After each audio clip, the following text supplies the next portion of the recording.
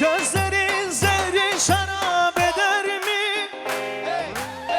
Alıp içsem beni sarhoş eder mi? Bir hayale daldım uyan derler mi? Beni böyle koyup gitme olur mu? Yine gel akşamüstü gece sabaha varmadan izin olsun üzerimde olur mu?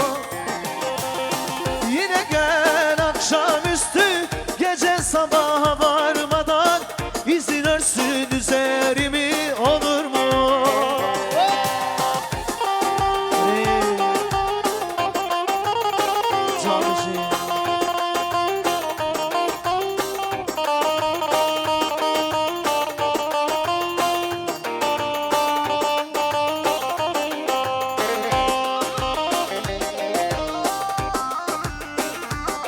Vay dileme.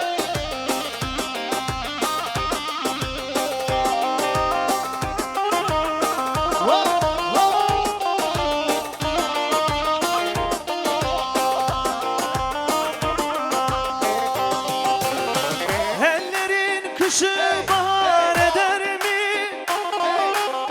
Tutuşunca yüreğimi örser mi? Ey ruhuma kır alemi papazya, beni böyle koyup gitme olur mu? Yine gel akşamüstü gece sabaha varmadan izin olsun üzerimde olur mu? Yine gel akşamüstü gece sabaha varmadan izin örsün üzerimi olur mu? Her bir şey sende ben yalan.